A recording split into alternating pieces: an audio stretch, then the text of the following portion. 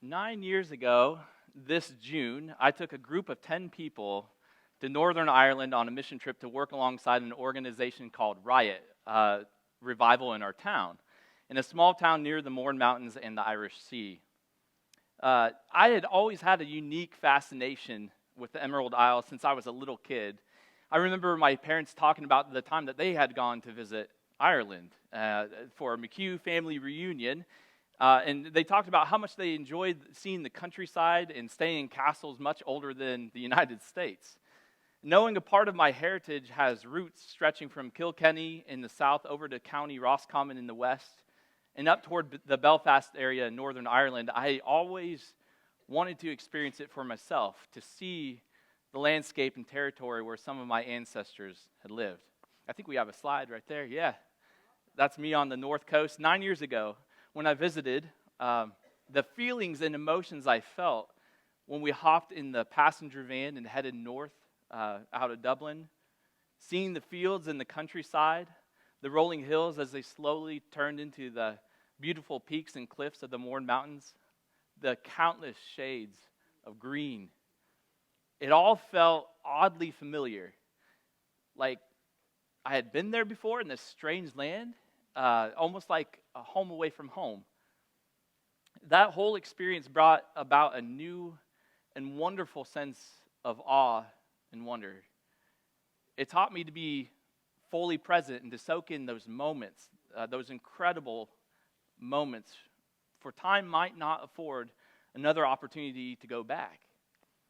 Unbeknownst to me, I would have countless adventures back to Ireland, which every single time I go back, I always enjoy it, and I try to have that same mindset of soak in this moment, because you never know if you'll ever be back in this beautiful place again. But while on that particular trip, my fascination grew beyond just, my ancestry and the people of my family and where they came from, but it gravitated toward this remarkable story of a brave young man whose story we're all familiar with. Unbeknownst to me at the time, my interaction with this man's story would birth a new passion, not just for Ireland and its people, but how his story connects with our story, here and now, hundreds and hundreds of years later. But before diving into that story, I want to take a moment to draw our attention back to the text that Anna read. See, as Ronnie's Genesis series and Bible studies were coming to a close, this passage kept running through my mind as I was beginning to think about what I wanted to share with you today. If you engaged in the Bible study, you know a lot of it was looking at the familiar stories of Genesis, but also learning about them from an entirely different perspective. I think it's safe to say some people were hearing and receiving these stories in a new way they had never been taught or told before. And it's a really strange place to be when you're confronted and conflicted with hearing something new for the first time about something you thought you always understood. The study was absolutely brilliant. I enjoyed it a lot. I felt like it forced people to begin asking questions about these stories they never dared to ask before, to wrestle not only with the text, but also their perception of how God was working in the midst of these stories. Now, the reason my mind kept thinking of this particular passage that Anna read in Luke is because it relates incredibly well with where some of us might be when it comes to understanding the Bible, our own particular beliefs, our theology, and understanding of God, and so on. Jesus' words here are an invitation to dive deeper into the structure and foundations of our beliefs, to open ourselves up to the realm of new possibilities found in life-giving work and teachings Jesus has to offer. But before we go on with that, back to this story of a young Irish man that has led me to a new fixation of Ireland and its people. And what a fitting day, the day before St. Patrick's Day. In the year 385 AD, in the Roman province of Britain, there was a young boy born into a wealthy family. His father was a deacon and his grandfather was a priest. And despite this religious background, this young boy really didn't have any interest at all in faith or religion. At the age of 16, while asleep in the middle of the night, he was kidnapped by Irish raiders and taken to Ireland as a slave.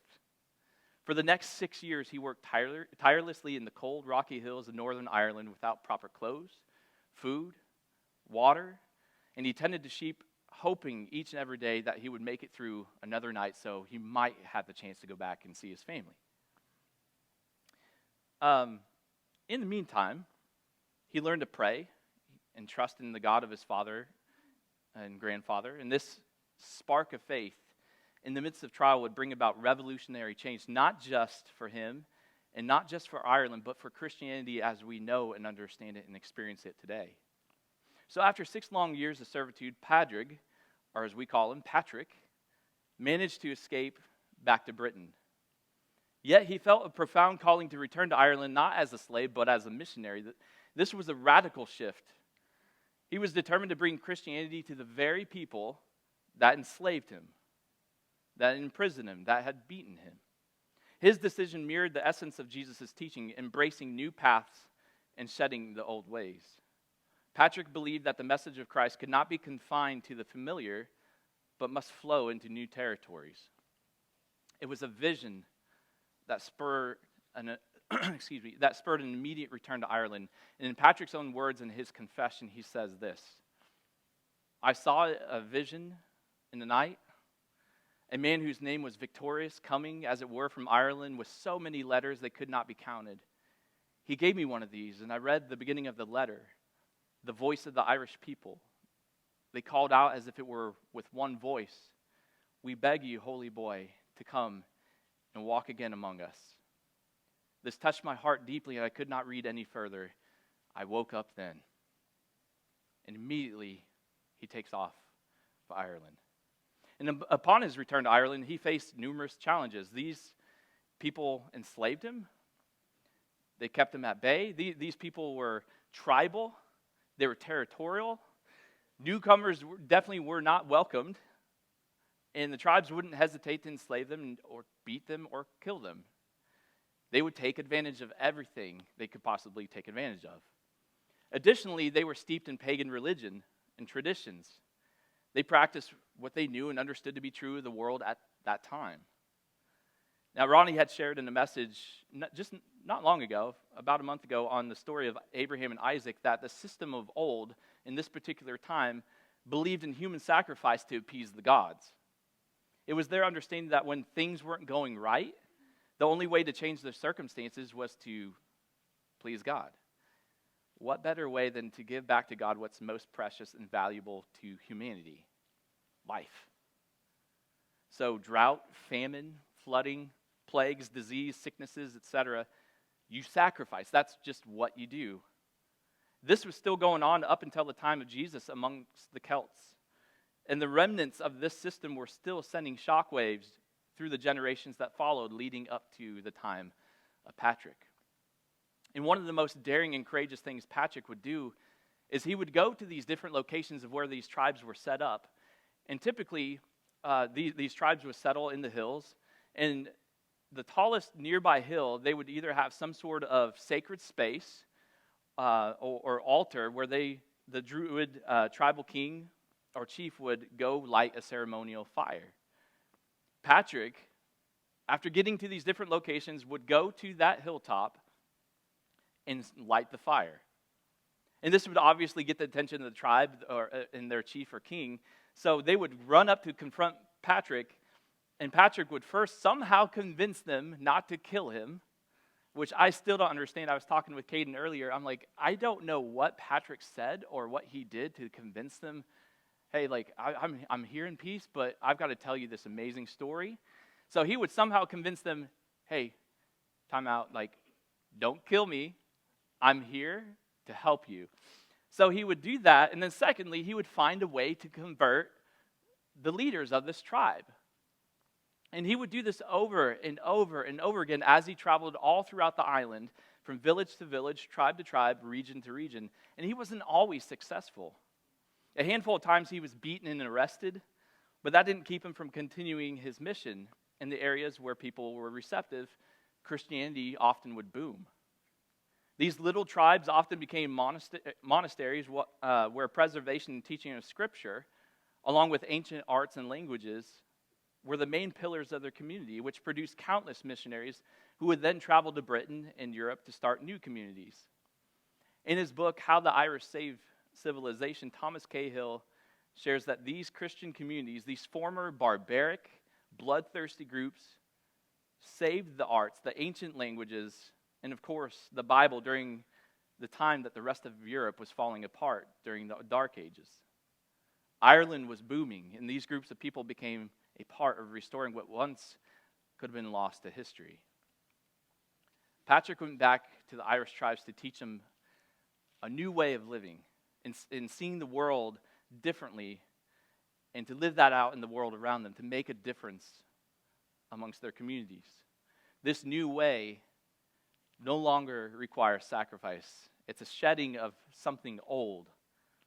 It's as if he's saying, hey, we can't do that anymore. That system no longer works. It's not feasible.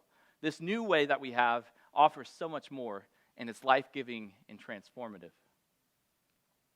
Biblical scholar and author and theologian N.T. Wright says this: Patrick's life illustrates the profound impact of living out the gospel within a culture that often resists it. Over his lifetime, Patrick established churches, schools, and communities that fostered Christian faith. He baptized thousands, ordained clergy, and laid the foundation for a vibrant Christian community that would last for centuries. And Patrick's mission revitalized the spiritual landscape of a nation. His legacy transcends time, it's transcended his life, and it embodies the idea that we need to move on from the old ways of paganism towards something new and beautiful, that's something that can be birthed out of that, a faith that unites the people and transforms their lives. It's incredible what can happen when people put down their guard and open their minds and their hearts in order to receive the transformative and liberating news that Jesus has to share about a new way of living. What we see in this passage that Anna read is Jesus is amongst the group of people so attached to an old system, they can't possibly understand a new way of seeing the world. And you can't fault them. This is the world that they grew up in. It's the very thing that they knew and understood about life. It's what's familiar. It's what's comfortable. It's a part of their culture. It's a part of their social society. It's a part of their religious identity. And I think this is why the gospel writers are so brilliant in telling Jesus' story and teachings, because what you see is Jesus is telling these groups, these individuals, there's a new and better way. Yes, the old way worked for what it was intended for, but now it's obsolete. It doesn't function the way it was meant to anymore. And going back to our buddy N.T. Wright, he says this: Jesus was not merely reforming Judaism, he was inaugurating something new, an entire way of life that would challenge and transform the old. It's like Jesus is saying, look, that bag you're using to carry around everything you believe in, it's falling apart. Just look at the cracks, look at the holes. You have wine spilling out everywhere. I understand you've kept this for a long time. I understand it's been with you everywhere. I understand it did work for a time. It's kept you safe. It hasn't let you down, but now it's served its purpose. But let's be honest, it needs replaced. Trying to patch it up will only make it worse. I can help you with this if you allow me. Now let me be clear, by no means is Jesus discrediting the Old Testament, the Mosaic Law, or any of the rabbinical teachings. Jesus even says himself, I've not come to abolish the law, but to fulfill it. Think of it in modern terms. It's essentially like any phone, tablet, or computer. It's at some point, it's going to need a system update in order to keep up with the way things are progressing. Now, you can still use it. You still have the same phone, but this thing needs to be updated. It needs to be enhanced, and you need to update those apps. Otherwise, at some point, it's just not going to work. We have to be open to growth and not get consumed with having a death grip on our old beliefs. But this requires upgrading our wineskin. It means the wineskin that got us to where we are now, while useful for a time, can no longer carry us moving forward.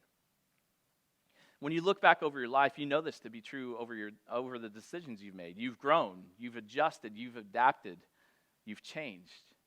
And this ought to be true of our faith journey.